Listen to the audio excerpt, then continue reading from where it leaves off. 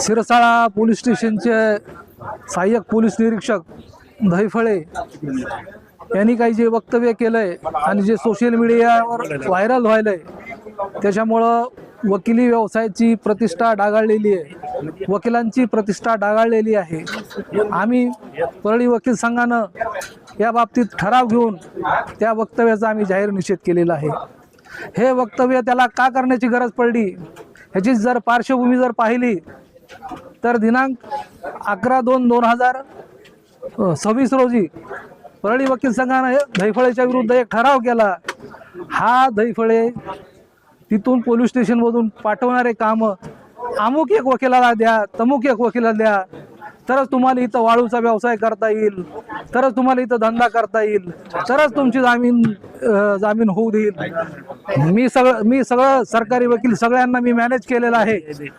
मी सांगाल त्याच वकिलांना तुम्ही काम त्यांच्याकडे काम करा, नाहीतर मी तुमची जामीन सुद्धा होऊ देणार नाही अशा धमक्या देत होतो।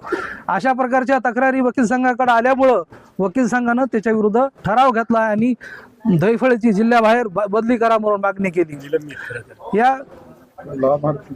या बाबतीचे आम्ही पोलीस महासंचालक मुंबई यांना सदर ठरावाची नक्कल पाठवलेली आहे, त्याच्याबद्दल त्यांच्याकडे मागणी केलेली आहे। आम्ही या जिल्ह्याच्या पोलीस अधीक्षक बीड यांना सुद्धा आम्ही ह्या दहिफळेची जिल्ह्याच्या बाहेर बदली करा म्हणून मागणी केलेली आहे। आम्ही मागणी करून 8 दिवस झालेत, अद्याप ते पोलीस अधीक्षक यांनी आमच्या तक्रारीची दखल घेतली नाही।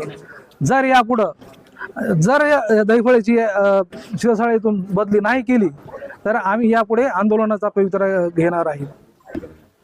ही जी व्हिडिओ व्हायरल झाला त्यामध्ये धारूर, माजलगाव हे सिरसाळा पोलीस स्टेशनच्या अंतर्गत येणारे कोर्ट आहेत परळी, आणि महाराष्ट्रामध्ये कोल्हापूरची अशी घटना आहे की स्वतः हायकोर्टानं कॉग्निजन्स घेऊन पोलीस अधीक्षक तिथल्या पोलीस अधीक्षकांना तिथं हायकोर्टात बोलावून घेतलं। अशा घटना महाराष्ट्रामध्ये घडत आहेत आणि त्याला हे पोलीस अधिकारी जबाबदार आहेत।